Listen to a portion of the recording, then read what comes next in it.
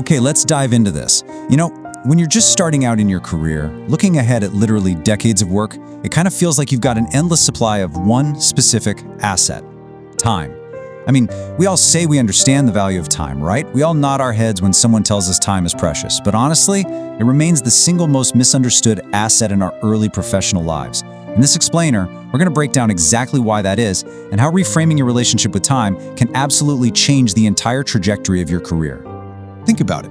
If you genuinely understood the weight of a lost hour, would you still waste hours procrastinating on that massive project? Would you still be doom scrolling on your phone before bed or constantly telling yourself, "Oh, I'll just start tomorrow"? We do these things because we suffer from this illusion of abundance. We think there's just this unlimited reserve waiting for us. But here's the really uncomfortable truth. Time is literally the only thing in life that once it's lost can never be earned back. Look, as a young professional, you might lose money on a bad investment, but hey, you can make it back. You might lose a job or maybe lose a client, but you can always find another one. A single moment though, once that moment is gone, it is gone forever. And the absolute saddest part is that most of us don't actually realize this until it's way too late. Which brings us to section 1, the father, the son, and the watch. To really unpack this whole concept, we're going to step back and look at a parable. So there was once this incredibly hardworking father and a young, honestly kind of lazy son. The father, he woke up early, tended to his shop, and came home tired but, deeply satisfied. His son, on the other hand, had absolutely zero interest in work. He'd sleep in, wander around the lanes, and just watch other people work. And whenever the dad tried to gently advise him to get moving, the boy would just laugh with his friends and repeat, "There is still plenty of time." He was living entirely in this bubble, this illusion of infinite time, acting like life would just wait around for him forever. And his father realized something super profound. Advice enters the ears, sure, but wisdom only enters when the heart is truly ready. So the father stopped lecturing. He realized he had to give his son an actual experience. He went to a cupboard, pulled out this old, faithfully ticking watch wrapped in a soft cloth, and handed it to the boy. He gave him one simple task. Take this watch down to the busy market, show it around, and just find out what monetary price people would give for it. So the boy heads down to the market and walks right up to a cloth merchant. The merchant glances at the watch, turns it over in his hands for a sec, and immediately says 500 rupees, not a rupee more. He keeps going. Walking a little further down the noisy lane, the boy hands the watch to a grocery seller. The seller examines it, thinks for a second, and says, I'll give you 800 rupees, noting it looks decent enough. Finally, he shows it to a guy sitting behind a huge pile of steel utensils, who offers about 1,000 rupees. So the boy returns home and lists off all these varying numbers to his dad. See, we are absolute experts at slapping a price tag on a physical item. But that actually wasn't the real test, because the very next day, the father hands that exact same watch right back to his son. But this time, he gives him a brilliant second test. He tells the boy, okay, go back to the market, but do not ask for the price of the watch. Ask them for the price of the time inside it. Now, what's really interesting about this slide is the stark contrast in how people reacted. What nonsense? Are you trying to be funny? That's literally what a merchant yelled at the boy, bursting into mocking laughter. Everywhere the boy went, the reaction was exactly the same. Laughter, total confusion, or just angry dismissal. One woman told him to stop wasting people's time. Another guy said you simply can't put a price on time. And this reaction, it perfectly captures how our society fundamentally misunderstands time's true value. Think about it. We can price a watch in seconds, but we straight up laugh at the idea of pricing an hour.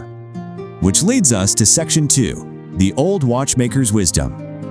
So, heat rising to his face, totally flush with embarrassment, the boy was ready to just give up. He felt completely foolish. But just before he turned back, he noticed a tiny, quiet repair shop tucked into the corner of the market. Inside sat an old man with silver hair and kind eyes, carefully fixing a broken timepiece. The boy stepped inside and asked his weird question one last time. And you know what? The old man didn't laugh. He understood. And this brilliantly illustrates his point. He explained to the boy that a watch can absolutely have a price, 500, maybe 1,000 rupees, but the time inside it, that has no price. He drew a razor-sharp contrast between renewable material wealth and non-renewable time. Look, if a rich person loses money, they can earn it again. If a farmer loses crops, they can grow them again. If a shop burns down, it can be rebuilt. But if one single hour of your life passes by, can anyone with literally all the wealth in the entire world buy it back? No way. The boy just shook his head slowly. Not even one single second could be bought back. The old man looked right at him and delivered this ultimate truth. That is why time is the greatest treasure. It is free, yet it is priceless. Those exact words bypassed the boy's ears and finally, truly pierced his heart. He didn't just hear the advice this time, he actually felt the heavy weight of it. Section 3. The Great Equalizer. Okay, let's step out of the parable for a second because this applies directly to you. Yes, you, listening to this explainer right now, trying to figure out your career path, grinding to climb the ladder or maybe build a business. Time is the ultimate equalizer in your professional journey. 24. Really emphasize this number in your mind. The CEO of a Fortune 500 company, the brand new intern, the self-made millionaire, and the person really struggling to make ends meet, every single person gets this exact same amount of hours every single day. No more, no less. The difference between someone who wildly succeeds in their career and someone who fails isn't just about talent or luck. It is entirely about how they choose to spend these 24 hours. One uses time to build a future, while the other just throws it away. And guys, here is the silent, invisible danger you are facing right now as a young professional. Lost time rarely shouts. It doesn't set off some blaring fire alarm when you waste an entire afternoon. It doesn't scream at you when you put off learning a crucial new skill. It just disappears, quietly. It keeps moving whether you're ready or not, and it waits for absolutely no one.